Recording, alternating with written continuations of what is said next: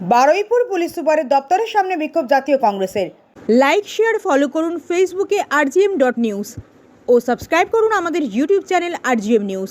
সঠিক খবর সবার আগে দেখতে সঙ্গে থাকুন।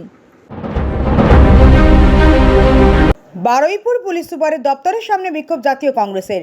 ওয়াকফ আইন বাতিল ও চাকরিহারা শিক্ষকদের পুলিশি নির্যাতনের প্রতিবাদে জাতীয় কংগ্রেসের পক্ষ থেকে রবিবার বারুইপুরে পুলিশ সুপারের দপ্তরের সামনে মিছিল সহকারে এক বিক্ষোভ প্রদর্শন করা হয়। এই বিক্ষোভ কর্মসূচিতে নেতৃত্ব দেন জাতীয় কংগ্রেসের জেলা সভাপতি জয়ন্ত দাস। দক্ষিণ 24 পরগনা থেকে শেখ মনির রিপোর্ট rgm.news। শুধু শৃঙ্খলা, ধৈর্য, বুদ্ধি আর দুচোখ ভরে দেখতে হবে আমাদের শত্রু কি পোশাক পরে কোথায় কিভাবে আছে, তাই সাবধান হয়ে যান। ভালো থাকবেন, নমস্কার। কর্মসূচি বলতে আজকে আমাদের আপনারা জানেন যে কালকে আমাদের বিকাশ ভবনের সামনে আমাদের সভাপতি সেসব শিক্ষক চাকরির দাবিতে যাদের 26,000 নিয়োগ বাতিল করা হয়েছিল, আমাদের নেতা রাহুল গান্ধী যার জন্য আপনার রাষ্ট্রপতিকে চিঠিও দিয়েছেন, সেই সব শিক্ষকদের জল দিতে গেছিল যারা অনেকক্ষণ ধরে বসেছিল রোদের মধ্যে, কিন্তু সেই সময় কিছু পুলিশ অফিসার তাকে জল দিতে বাধা দেয় এবং জল দিতে দেয় না, এই নিয়ে বচসা হয়। তারই প্রতিবাদে আজকে ডেপুটেশন। তার সঙ্গে সঙ্গে আমরা যে বিজেপি যে ওয়াকফ বিল আনছে তারও আমরা বিরোধিতা করছি। কি আপনারা ডেপুটেশন দিলেন এবং মিছিল করেছেন? মিছিল করে বারুইপুর পার্টি অফিস থেকে মিছিল করে আমরা ডেপুটেশন কাকে দিলেন? আমরা ডিআইজি সাহেবকে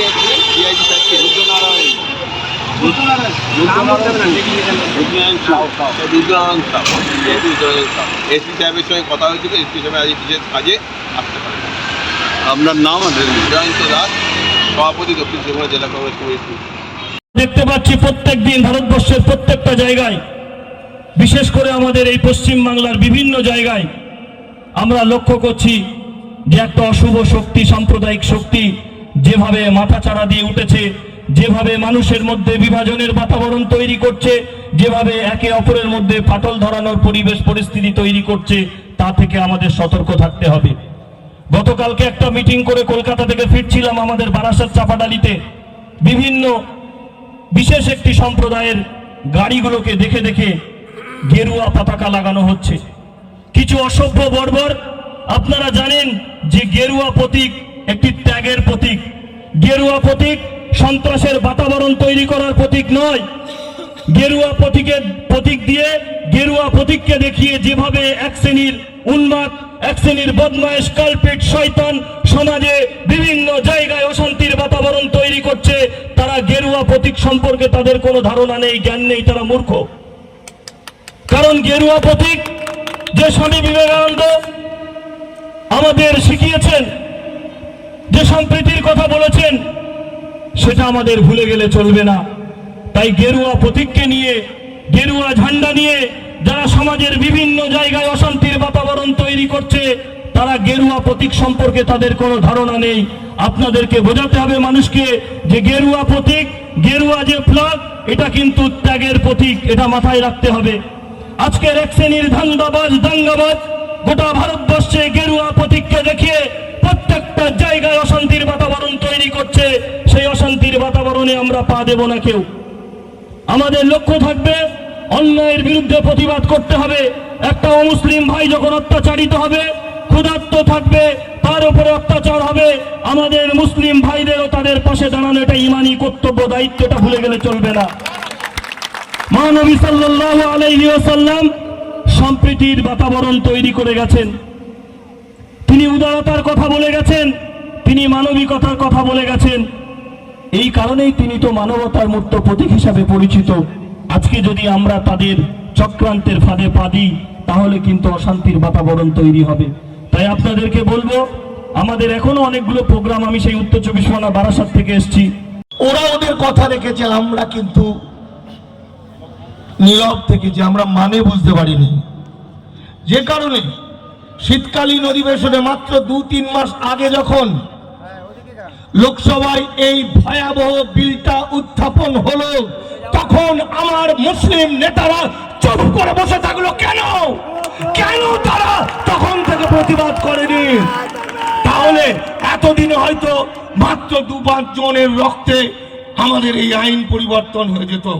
কিন্তু আজ হতে পারে 10,000, 20,000, কিন্তু আমি বিশ্বাস করি 1857 সালে এই মুসলমানরা 56,000 প্রাণ বিসর্জন দিয়েছিলেন, রক্তের গঙ্গা বইয়ে দিয়েছিলেন এই ভারতবর্ষকে স্বাধীন করার জন্য। আপনারা জানেন দুটো আইন পাশ হলো, একটা ভয়ঙ্কর উদ্বাস্তু হিন্দু যারা 1952 সালের পরে এসছেন, মানে কোন যুগে, 70 বছর আগে, 73 বছর আগে, সেই সময় দেশভাগের ফলে যারা কাঁদতে কাঁদতে এলেন, পাসপোর্ট ভিসা করতে পারলেন না, যাদেরকে কাজে লাগিয়ে সকাল থেকে রাত পর্যন্ত যে সমস্ত সেই হিন্দু উদ্বাস্তু ভাইরা বলতে শুরু করলো মুসলমানদের মারবো, কাটবো, ধরবো, আজকে তাদের প্রিয় হিন্দু হৃদয় সম্রাট নরেন্দ্র মোদী তাদের জন্য একটা আইন করলেন, তারা কৃতদাস হয়ে গেল ভারতবর্ষে। কৃতদাস আইন হয়েছে, আইনটার নাম হচ্ছে ইমিগ্রেশন অ্যান্ড ফরেনার্স অ্যাক্ট। ওই 70 বছর আগে যারা ঢুকেছিলেন তখন থেকে এখন পর্যন্ত যারা ঢুকে ভোটার কার্ড, আধার কার্ড করেছেন, তাদের 7 বছর জেল, 10 লক্ষ টাকা ফাইন, তারপর লাঠি মেরে তাদের বাংলাদেশে পাঠাবে। এখনো তারা চুপ করে নাক ডেকে ঘুমাচ্ছে। আর আপনারা, আমার ইসলামের সন্তানরা, বুক পেতে দিয়েছে ভারতবর্ষে তার সম্পদকে রক্ষা করার জন্য। এটাই ইসলামের শিক্ষা।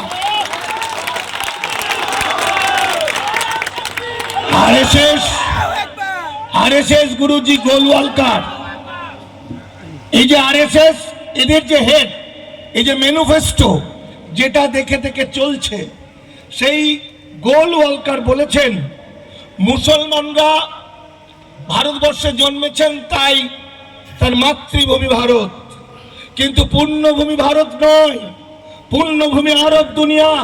তাই মুসলমানরা যদি ধর্ম ত্যাগ না করে, মুসলমানরা যদি টুপি এবং দাড়ি এবং লুঙ্গি না ছাড়ে, তাহলে হিটলার যেভাবে 60 লক্ষ ইহুদিকে হত্যা করেছিল, সেই একইভাবে ভারতবর্ষের মুসলমানদের ওরা একটা একটা করে শেষ করে দেবে।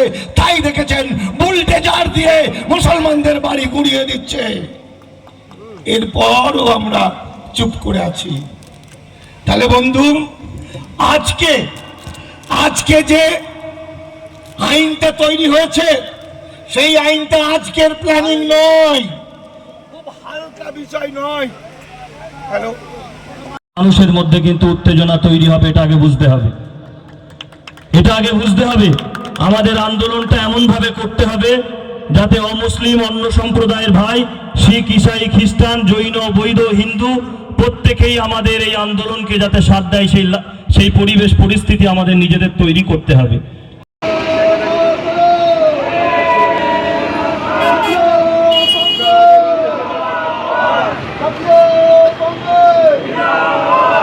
শিক্ষকদের উপর পুলিশ নির্যাতন হলো কেন? পুলিশ মন্ত্রীর জবাবদার। 26,000 দিনের বাতিল হলো কেন? সরকার জবাবদার। ওই চাকরিওয়ালা শিক্ষকদের উপর পুলিশ নির্যাতন হলো কেন? পুলিশ মন্ত্রীর জবাবদার। আইন মানছি না, মানবো না। আইন মানছি না, মানবো না। মোদীর চক্রান্ত মানছি না,